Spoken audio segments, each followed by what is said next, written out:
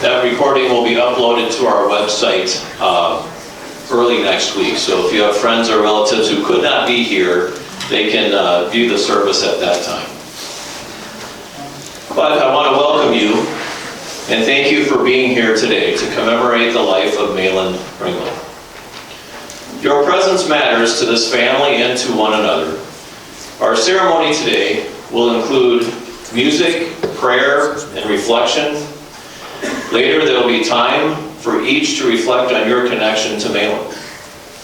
You can reflect quietly within ourselves or aloud if you feel moved to share. For now, we begin together in music, a way of opening our hearts and setting the tone for remembrance. We begin with the song, Never Not Remember You, by Cooper Allen.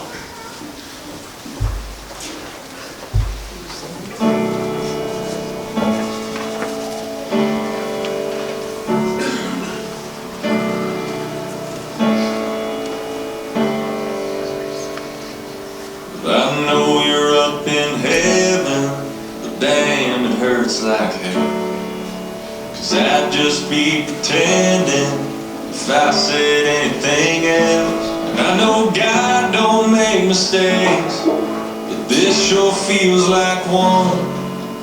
That won't change the facts, that won't bring you back.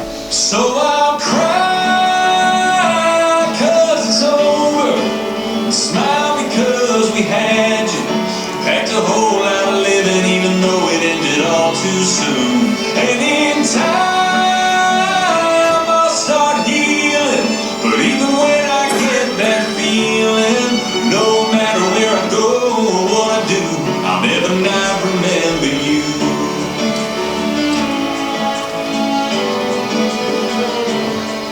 Thank God for all the memories and pictures on my phone. They don't fill the empty, but I feel less alone. And I know you're with the angels, right where you belong. 'Cause you were warm to us, you left a legacy of love. So I'll cry 'cause it's over, and smile because we had you. Packed a whole lot of living even though it ended all too soon.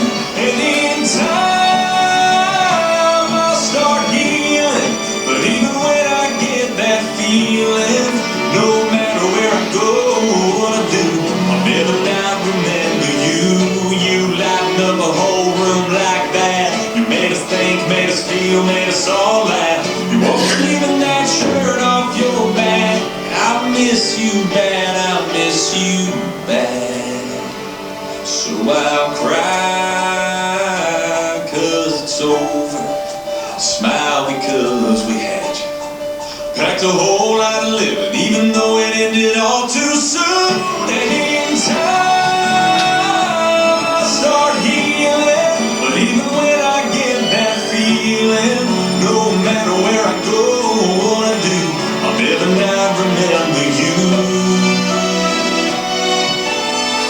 Oh, I promise you, I'll never not remember you.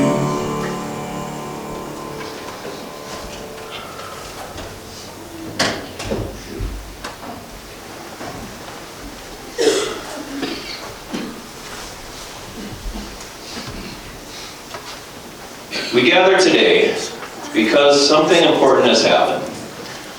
A life has ended, and yet a life still speaks. Whenever somebody dies, especially someone as steady, quietly faithful as Mailen Pringle, we feel the pull of two very human needs. One is grief, the honest ache of absence, and the other is remembrance, the deep need to stop, to gather, and to say out loud that this life mattered, that it shaped us, that it left marks we will carry forward. That is why we're here. We're here not just because Mailen died, but because Mailen lived, and because his life was woven into this family, this community, and the everyday fabric of so many lives in ways that deserve to be named. Mailen was not a loud man. He didn't need to be. His presence worked differently. He was steady, thoughtful, grounded. He was the kind of person people trusted. The one others naturally looked to when something needed to be figured out, or fixed, or brought back into balance. Mailen was described as a peacemaker, not someone who avoided conflict, but someone who softened it. Someone who could step into tense moments at work, among friends, or within family, and bring things down to earth. He listened, he didn't escalate. He found common ground, and because of that, people felt safer around him. Problems felt solvable. That same calm steadiness made him a natural leader, not the kind who needed a title, but the kind who took responsibility. Whether it was organizing a project with friends, or leading by example at work, or quietly guiding a task from start to finish. Mailen had a way of saying, "I'll take care of this," and meaning it. People followed him because they trusted him and because he never asked anyone to do what he wouldn't do himself. Elaine described him as her counterbalance, the one who did the worrying so she wouldn't have to. The one who could say in moments of stress or uncertainty, "Honey, it's only," and somehow bring the world back into proportion. That quiet reassurance mattered, especially in the early years. With many couples, life can be stressful and the future isn't always clear. Mailen made a promise then, not necessarily with words, but with action, that he would take care of his family. And he kept that promise again and again. He worked hard, he worked creatively, he worked patiently. Whether it was fixing engines or framing photos with perfectionist care, serving his community through the fire department, hauling cabinets, Mailen didn't do things halfway. He saw a need, gathered the people, and made sure the job got done. He found a way and brought others along with him. And yet, for all the work and responsibility he carried, he also knew how to be present. Present with Elaine, camping, traveling, listening to old rock and roll. Present with his children and grandchildren, showing up at games, watching, cheering quietly. Present at the cabin on Hartley Lake, a place where his hands shaped not just a building, but a gathering place, a refuge and a memory maker. That cabin tells a story all its own. Every repair or improvement, every small fix was another way Mailen said, "This matters, these people matter." It was leadership through care and love expressed through effort. Even in illness, Mailen remained who he had always been, soft-spoken, inward, carrying pain without complaint. Not because it wasn't heavy, but because he didn't want to burden those he loved. That too is a form of peacemaking. And it's a form of love, one that doesn't ask for attention, but deserves recognition. Elaine's final words when speaking about him were simple but profound. "I am just so grateful." Grateful for 40 years together. Grateful for a life shared. For a man who led quietly, loved faithfully, and made the world a little calmer simply by being in it. Today, as we remember Mailen, we honor him best by telling the truth, that a good, steady, caring man lived among us, brought peace where it was needed, took responsibility when it mattered, and left this world a little better than when he found it. And in doing so, we remind ourselves why gatherings like this matter. Because love does not end when a life does. It changes form. It becomes a memory. It becomes gratitude. It becomes the quiet ways we carry one another forward. That is why we are here. At this time, we will have our readings, and we invite Sheila Wilkins forward.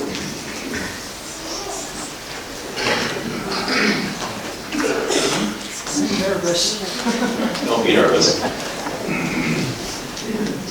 Hi, I'm Sheila, Mailen's oldest sister, and I am doing a reading from the funeral of my son a few years ago, that Mailen was Adam's godfather, so I should be speaking into this? Feel no guilt and laughter, he'd know how much you care. Feel no sorrow in a smile that he is not here to share. You cannot grieve forever, he would not want you to. He'd hope that you could carry on the way you always do. So talk about the good times and the way you showed you care, the days you spent together, all the happiness you shared. Let memories surround you, a word someone may say will suddenly recapture a time, an hour, a day that brings him back as clearly as though he were still here, and fills you with the feeling that he is always near. For if you keep those moments, you will never be apart, and he will live forever, locked safe within your heart. Thank you, Sheila. Next will be the obituary and reflections read by Nathan Stewart.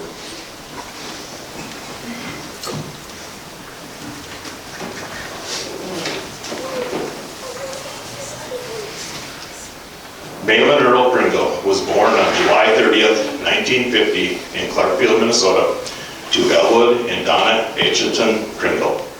He grew up on a family farm just outside of Cottonwood until 1958, when they moved into Cottonwood after the unexpected passing of his father in the fall of 1957. Mailen graduated from Cottonwood High School in 1969. After high school, Mailen entered the workforce, starting his adult working career as a mechanic for Smith Farm store in Cottonwood, as well as bartending at the Cottonwood Bar. Mailen joined the Cottonwood Fire Department in 1974, and he remained active with the department until his retirement in 2001.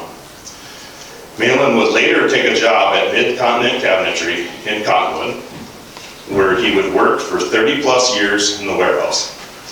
While working full-time at Mid-Continent, he also started several small businesses of his own. The first of which being Main Street Gallery, where he would frame and mat prints for over 20 years. Mailen also started A&M Transfer, a small trucking business in the early 2000s, where he'd haul wood products and make cabinet deliveries all around Minnesota and the surrounding states. On April 11th, 1987, Mailen was united in marriage to Elaine Brown. The two loved taking trips to the family cabin in northern Minnesota, and in more recent years, taking camping trips in their little RV. Mailen was a Harley-Davidson enthusiast, and he loved taking long road trips across the United States and Canada, most of them being with his brother-in-law and best friend, Al. Mailen was a handyman who would always try to fix or repair any house projects on his own, oftentimes being self-taught through watching YouTube videos. Mailen also enjoyed, in his free time, watching his kids and grandkids in sporting events, hunting, fishing, reading, and following the Minnesota Vikings. Mailen's favorite place to be was at his family lake cabin on Hartley Lake in Bovey, Minnesota. He spent countless hours working and fixing up the cabin and making it the beautiful place that it is today. Mailen died on Tuesday, February 3rd, 2026, surrounded by family and under hospice care at his residence in Cottonwood. He is survived by his wife of 38 years, Elaine of Cottonwood, his son, John Paul and Amanda Pringle of Hanley Falls, grandchildren Jacob and Shelby Gravely, Austin, Peyton, and Gemma. His daughter, Carrie Ann and Johnny Burt of Eden Prairie, grandchildren Cheyenne, Brady, and Addie. Son, Zach and Janelle Pringle of Cottonwood, grandchildren McCoy, Griffin, and their baby, Due and June. Siblings Sheila Wilkinson, Myron and Margie Pringle, Nola and Ross Thompson. In-laws Al Anderson and Chuck Zavorak, Barb Himley, Sandy and Woody Miller, Steve and Pat Braun, and Kevin Braun, as well as many nieces, nephews, relatives, and friends. He's preceded in death by his parents Elwood and Donna Pringle, sister Margaret Anderson, nephew Adam Wilkins, in-laws Donald and Lorna Braun, and Leanne Zvorak. Excuse me.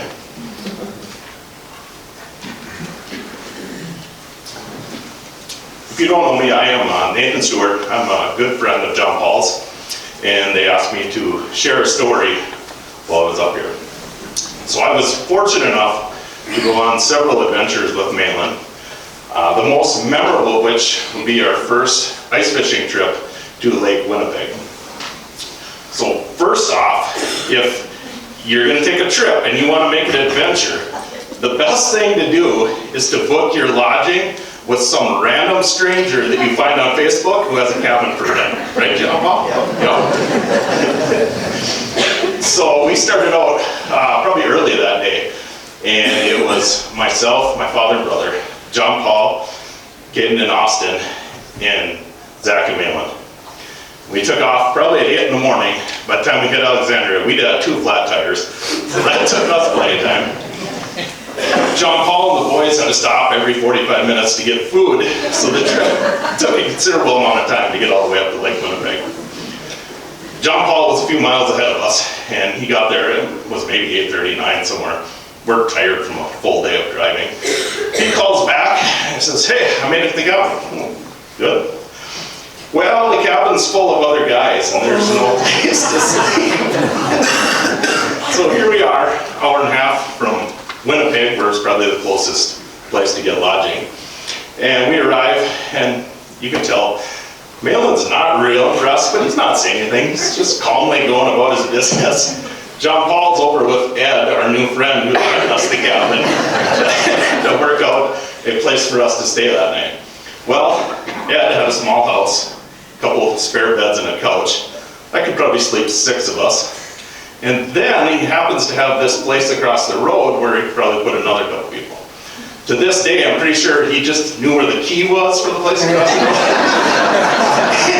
He just put 2 of us over there to sleep. They were worried the whole night the cops were coming. They figured we weren't supposed to be there. The rest of us bunked in with Ed, having no idea who this guy was. He's an axe murderer, what's going to happen. Not a real restful night of sleep anyways that night. After the first night, it got a little bit smoother. We had a good week. We caught some fish, we caught some big fish. We ate fish, we drank beer, and we had a really good week with each other. Right up till the last day. So the last day, we head out, and it is beautiful. It must have got to 40, 45 out on the lake. Everything melted off. Wonderful day of fishing. All going smoothly until we go off the lake. We'd come in on a creek that was probably, I don't know, half, 3/4 of a mile through a swamp. It was a nice frozen dirt road when we came in on it. But by the time we went off, it was pure mud and slop. And we had snowmobiles, and snowmobiles don't love mud. So here we sit, overheating, every couple hundred yards, stop for 20 minutes, let the snowmobiles cool down, go again. All of our gear is completely covered in mud by the time we get out. Snowmobile tracks are full of mud. Everybody's just in a terrible mood by the time we get off, but we make it. And that for my dad was the first trip to Lake Winnipeg and the last one. Not Mailen, he was in for more adventures, so he came back with us another year, and I think even the 3rd year he didn't go with us, but John Paul got to bring him back up there to get his trailer the day after he got back. So he came along, but for Mailen, no, he wanted to come back with us, and the thing I got is it wasn't fishing. It didn't matter if you caught fish. It didn't matter how bad the trip went. To Mailen, he was with his kids and his grandkids, and that was the most important part. So we're going back in a month, and I'm sure Mailen's going to be there right with us just to see what kind of trouble we can get in, and yeah, enjoy the time. So thank you.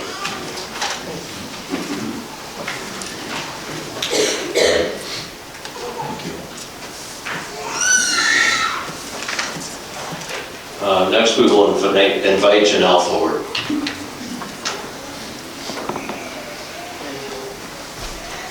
Hi, I'm Janelle, Zach's wife, Mailen's daughter-in-law.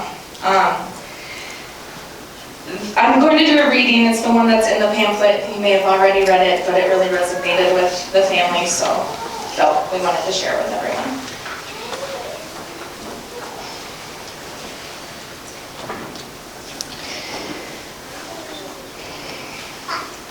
When I come to the end of the road, and the sun has set for me, I want no rights in gloom-filled rooms. Why cry for a soul set free? Miss me a little, but not too long, and not with your head bowed low. Remember the love that we once shared. Miss me, but let me go. For this is a journey that we all must take, and each must go alone. It's all a part of the Master's plan, a step on the road to home. When you are lonely and sick at heart, go to the friends we know and bury your sorrows in doing good deeds. Miss me, but let me go. I would like to share a story as well. Bless Mailen for putting up with me for the last 9 years. But one of my favorite memories of Mailen, I wanted to share today. First of all, Zach and I owe him some credit for us meeting in 2016. If he had not encouraged Zach to invest in a fixer-up rental property, who knows how long it could have taken for us to meet. I lived in the first house that they flipped together, and it was and still is the cutest, most cozy home, a project they should be very proud of. In the late summer of 2017, Zach and I had not been together terribly long. We were just chatting one day. I asked him, "Oh, what have you been up to today?" And he casually says, "Not much. Dad and I went to look at a house. I bought it." With little to no explanation to follow. And I thought, okay, well that's a very random thing to do. This was my first lesson on how the Pringle family made decisions. So Zach bought his second rental property to fix up. Mailen was there supporting and helping him along the way as he always did. Once the renovations had started, there was a day that Zach and Mailen were sheetrocking the attic, and I was there attempting to help. So the three of us are upstairs in this tiny space with sheetrock and tools everywhere. I'm pretty sure I slowed them way down that day, but Mailen never once let on that it was more work having me there helping than it would have been if it was just the two of them. He was so patient and took the time to teach me how to line the sheetrock, where to place the screws, and what the whole process was. That day and that project may seem insignificant to some, but it has always been a favorite memory of mine with Mailen. Home renovations are stressful and frustrating. I never once saw him get worked up, even when things didn't go as planned or were harder than they should have been. I learned a lot from him in the 9 years that I was blessed to know him. It was a lot of fun watching Zach and Mailen fix up that house together. Those are memories that we'll be sharing with our children in the coming years. It's another house that they should be very, very proud of. Even though Mailen chose a very unfortunate yellow color for the bathroom while he was left unsupervised. But it was on sale. He was a good dad and good father-in-law to the very end. To wrap it up, I will share something Mailen said to us a week or so before he passed. No fighting. Everything's going to be okay.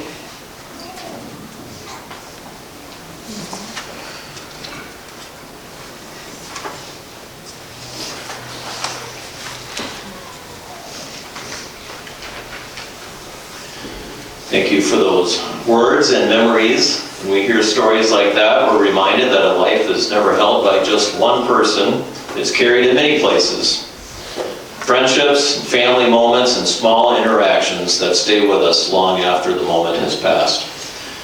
At this point, we want to open the floor if others may wish to share a memory or a story or a few words about Mailen.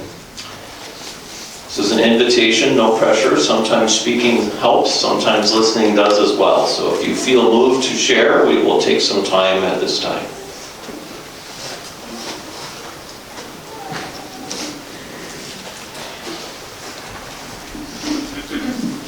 There's a lot of pages here, but I did really big font. For those that don't know me, I'm Mailen Anderson, and Dylan was my brother-in-law, but actually my best friend. And we spent so much time together over the years, enjoying so many different things, not just these motorcycle trips. We did these little road trips every Saturday, where we somehow found our way to Hanley Falls. And then somehow our trucks took us to Wood Lake. And then at one time there was another little stopping spot, I think it was in Bellevue. No, it was Echo, but that burned down. So we kind of cut our road trip short. But then, of course, all of our trips to the cabin and all the things that we did up there, including deer hunting and helping out a lot with the renovations. But most importantly, the annual motorcycle trip. And the family's asked me to kind of share some memories about some motorcycle trips, and it's really hard because there are so many memories that I've had over the years on these trips.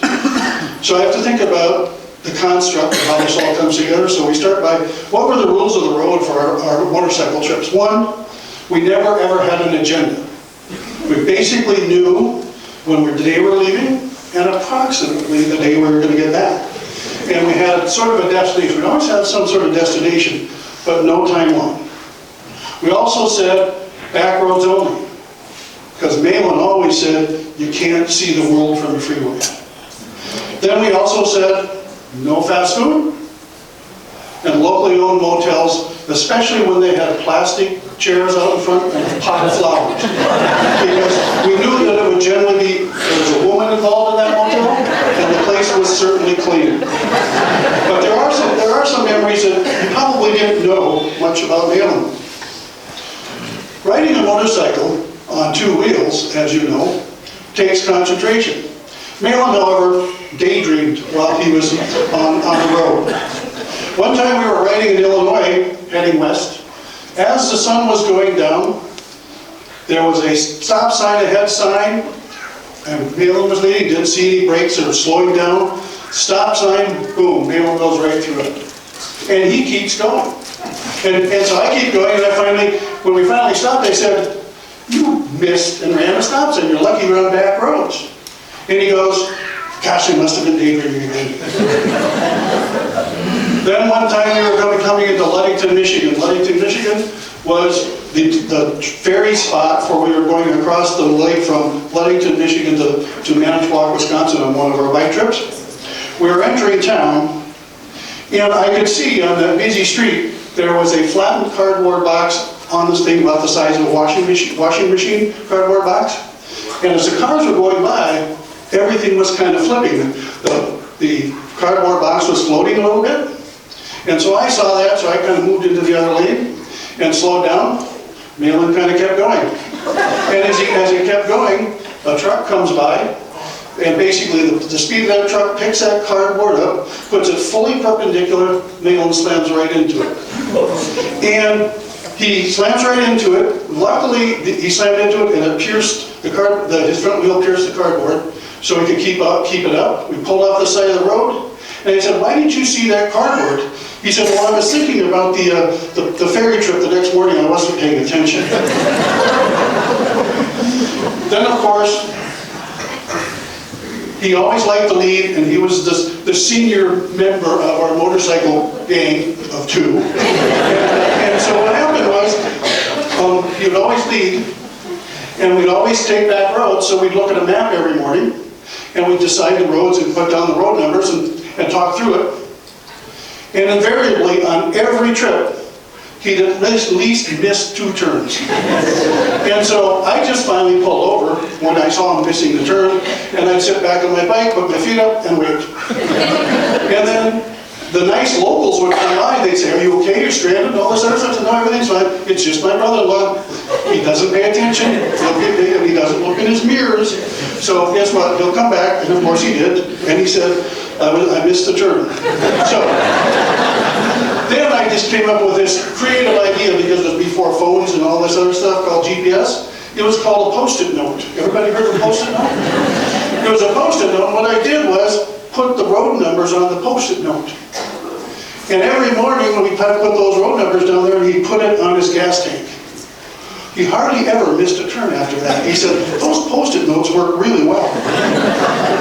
But when you think about gas tanks, Sometimes Mailen thought gas in the gas tank was optional. Because I can't tell you how many times we ran out of gas and how many times we had to put it on reserve. And the first time we ran out of gas, it was halfway to Union Center. Those of you who have ever been to Sturgis on the back road, there's not much between, I think it's Pier and Union Center on the back road. And so we ran out of gas.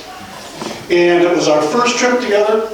And next thing you know, a minivan pulls up, takes us to this little hole-in-the-wall place where they were prepared for Sturgis riders because they had these gas cans all set up. But a gas can with 1 gallon, somehow when you need it, you don't mind paying $20. And so that's clearly the case. But when I think about some of our trips, one that comes really to mind to me was when we went to Jackson Hole, Wyoming. Because we went to Jackson Hole, Wyoming right after Labor Day, and we're heading to Jackson Hole, and we were on the east side of the mountains before we were up and over the mountains to Jackson Hole, and we stopped for the night there. That morning it was raining, and it was cold. So we put on our rain gear, started going up the mountain, and our boots and our gloves were getting soaking wet and we were freezing. So what we did is we stopped and got some gas, and I said, hey, there's a laundromat over there. So we went over to the laundromat, took our boots off, put our gloves off, and then all of a sudden we noticed that the sign above the dryer says, no tennis shoes allowed. So man immediately put his boots in the dryer. He said, these ain't tennis shoes. And so we got our clothes dry. But then what happened was we realized that it was going to be the gloves and the boots are going to get wet really quickly. So we quickly went to a convenience store, bought garbage bags and duct tape. And so we put our garbage bags on our feet and duct taped them, and put garbage bags on our hands and duct taped them. When we went up the mountain, we ran into snow. And we're going up the mountain, we ran into snow, and then we ran into a snow plow. But luckily, there was no snow on the road, so we were all good. When we got to the other side, we were just really close to Jackson Hole. So once we got to Jackson Hole, we had forgot about our garbage bags.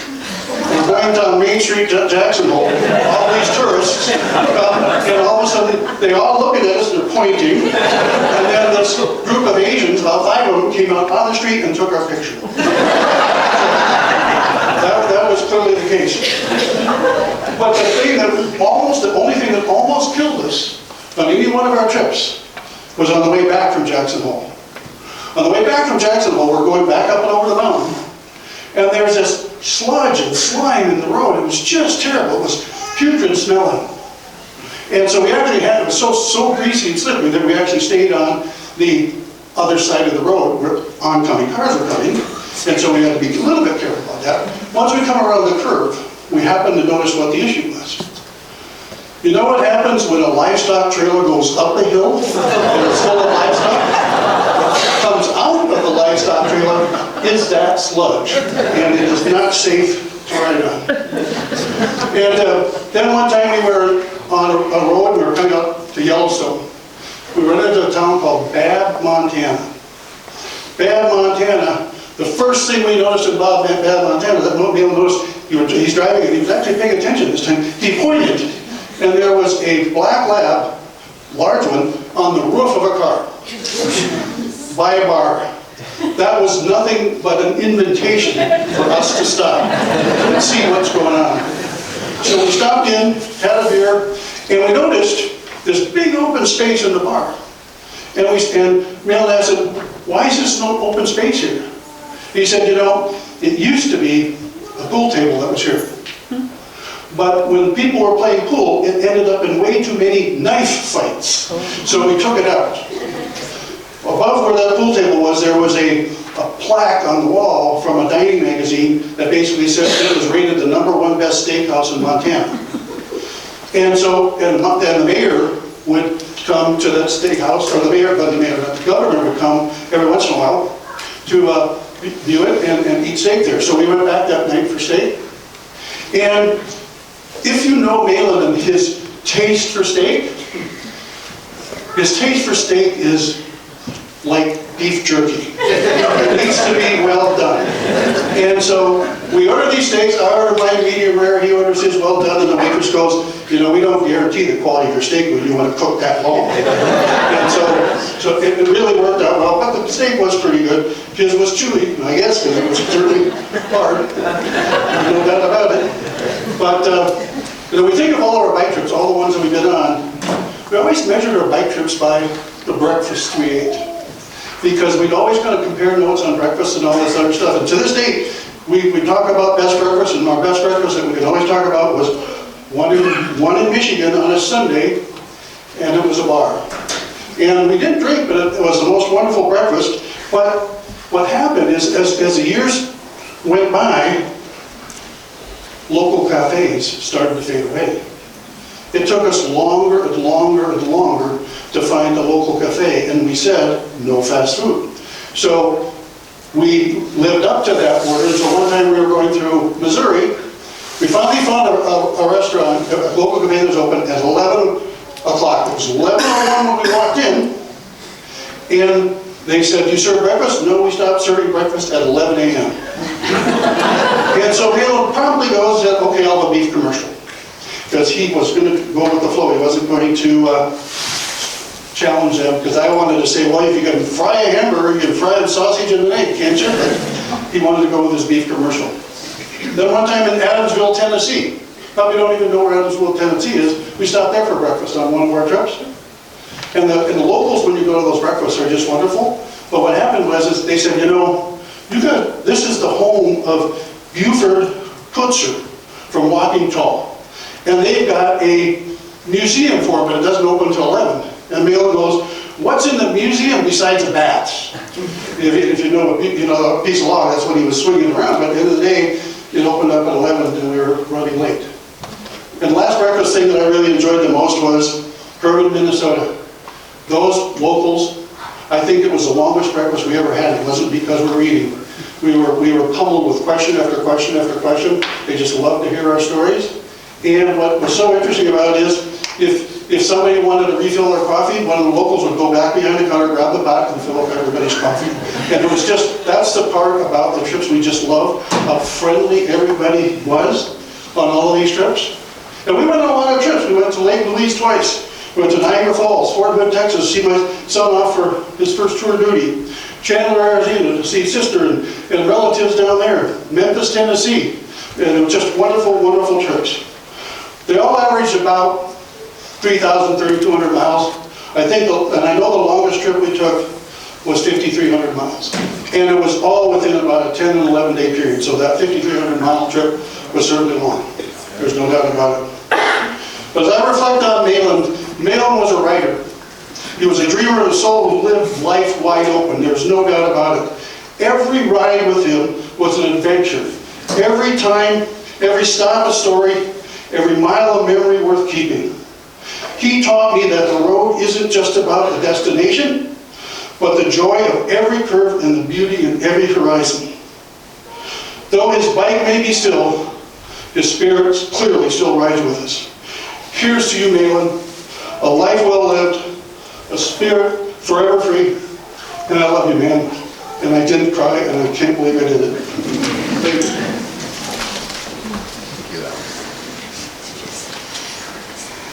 Thank you, Al. Thank you, Al. Any others?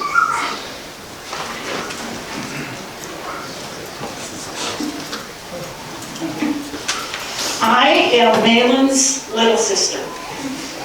And Al and Nathan, I was his first passenger.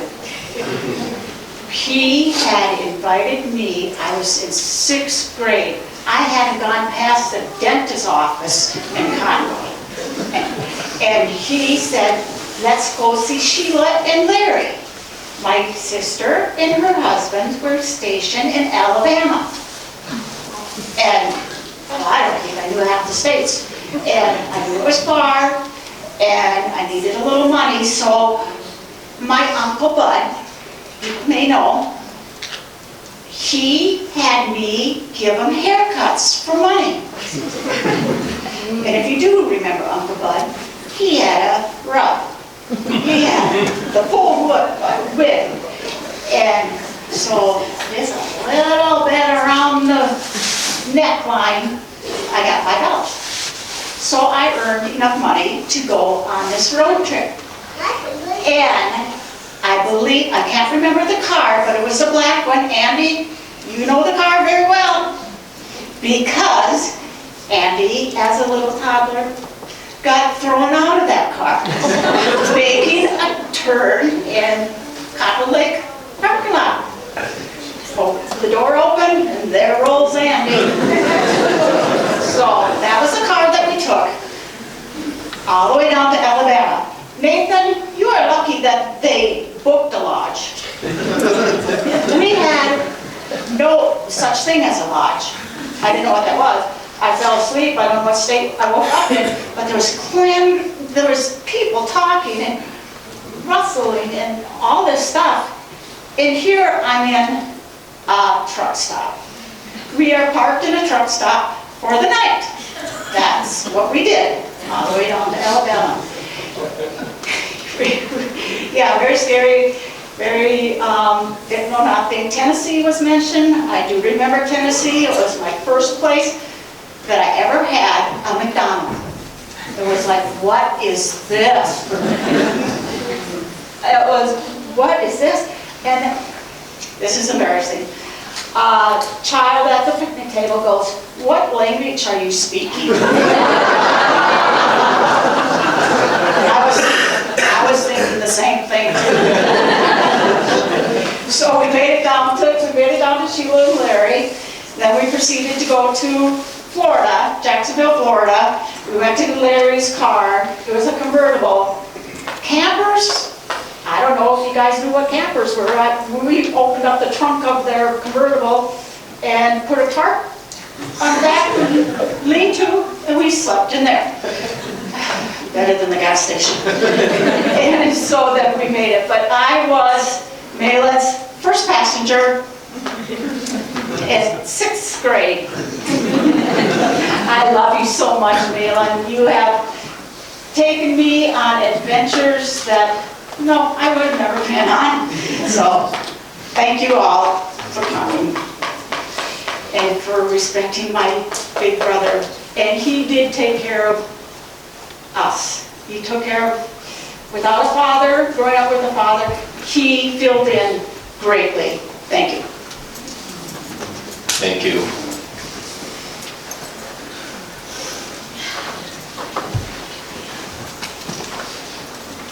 Sorry, I wasn't going to speak. It's actually just a funny story, a kind of traumatizing story. So I was about 16 or 17. I worked at the co-op. And at night, I would go over to Mickey and Al's. Mickey would tell me, get some ice cream, Rocky Road. And we'd go, hey. So we'd go over there. I'd go over there and have a movie night. And one night, we're sitting in the back of their place. We heard this noise. That's a bat. I'm like, oh my God. So Mickey comes running to their kitchen, to upstairs, which is a door to shut, holds the door shut, so I can't get in. Go get your dad, go get your dad. Run across the street, because they lived across the street. Dad. He comes running out in his underwear. So he comes running over in his underwear with a broom and a garbage bucket. So, traumatizing 2 ways, right? It's right out of his underwear. So, that's my story. Obviously, we have lots of stories with the family, but that was one that I just kept thinking about, that how he always helped. Even if it's with the vet or just helping us at home. So we will miss him very much.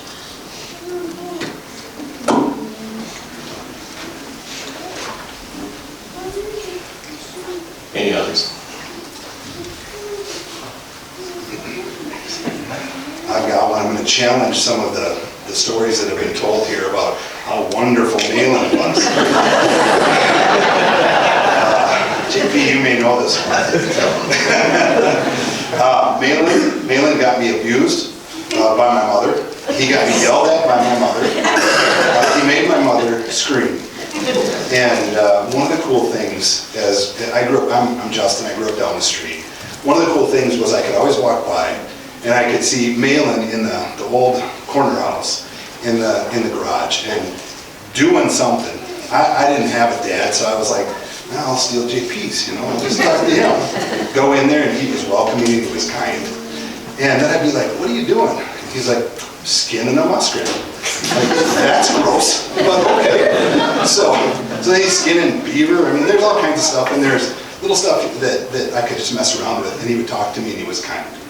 And here's where he got really off track. So he said, do me a favor, and he kind of pulled me close, and I remember it like it was yesterday. He's just holding me to kind of the side. Do me a favor. I need you to take these 2 muskrat tails, take them home, and clip them to your mom's clothesline. I said, oh, okay. He goes, she'll love it. That's when I got hit, yelled at. She's like, she swore at me. She did. I'm in counseling.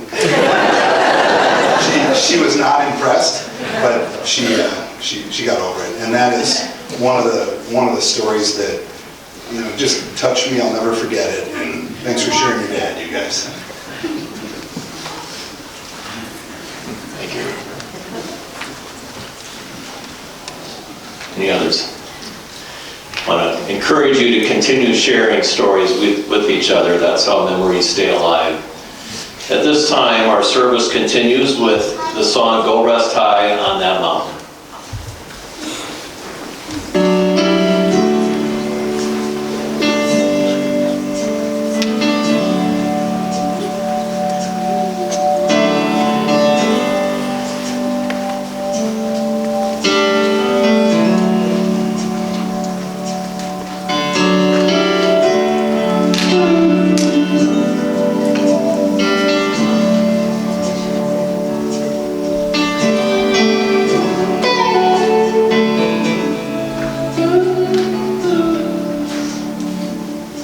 I know your life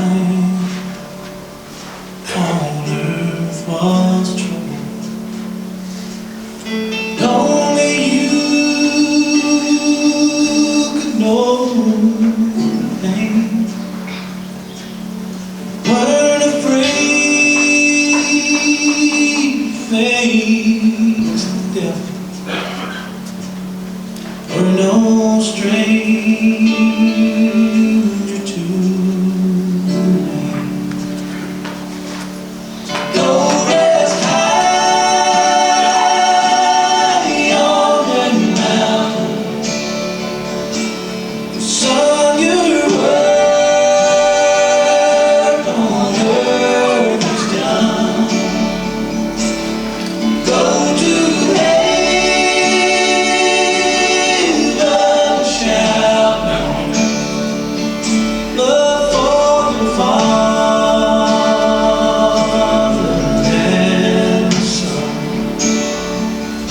oh, how we cried the day you left us, gathered round your grave to grieve. Wish I could see the angels' faces when they hear your sweet voice sing. Go rest high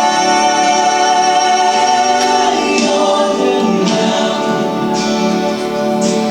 Son, your work on earth is done. Go to heaven, shall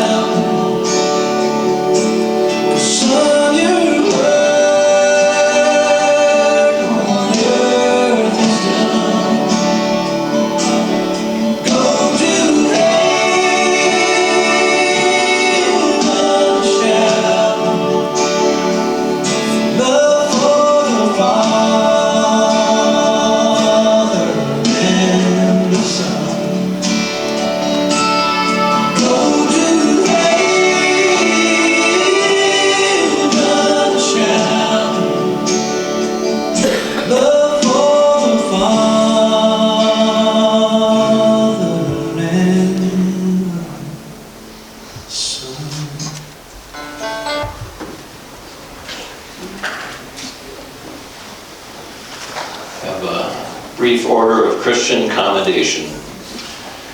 In the midst of life, we are in death. From whom can we seek help? Our help is in the name of the Lord who made heaven and earth.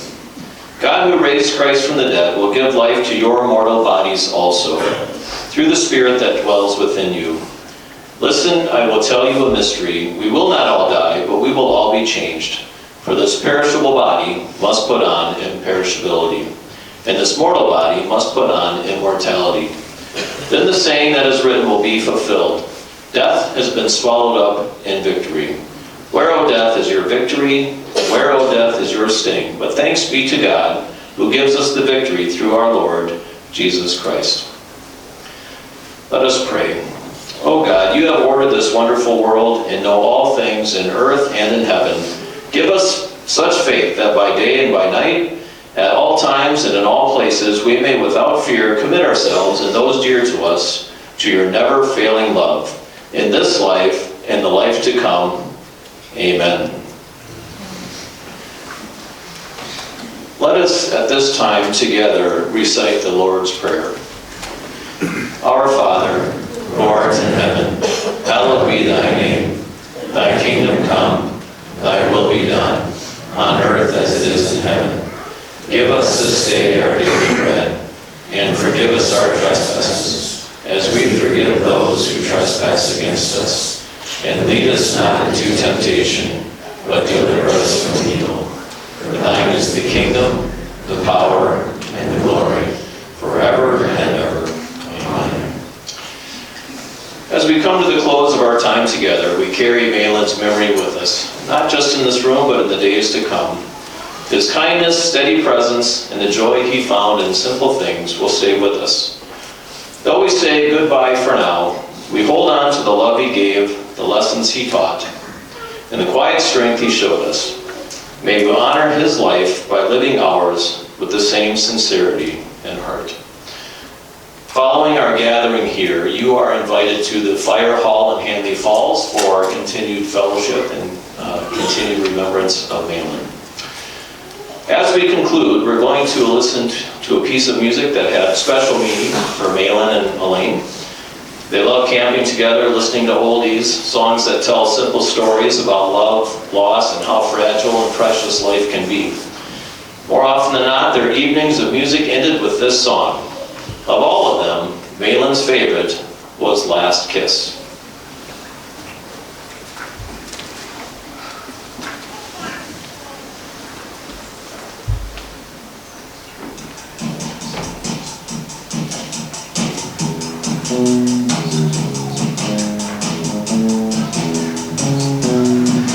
Well, where, oh, where can my baby be? The Lord took her away from me. She's gone to heaven, so I got to be good, so I can see my baby when I leave this world. We were out on a date in my daddy's car. We hadn't driven very far. There in the road, straight ahead, the car was stalled, the engine was dead. I couldn't stop, so I swerved to the right. Never forget the sound that night, the crying tires, the busting glass, the painful scream that I heard last. Well, where, oh, where can my baby be? The Lord took her away from me. She's gone to heaven, so I got to be good, so I can see my baby when I leave this world. Well, when I woke up, the rain was pouring down. There were people standing all around. Something warm running in my eyes, but I found my baby somehow that night. I raised her head and she smiled and said, "Hold me, darling, for a little while." I held her close, I kissed her our last kiss. I found the love that I knew I would miss, but now she's gone. Even though I hold her tight, I lost my love, my life that night. Well, where, oh, where can my baby be? The Lord took her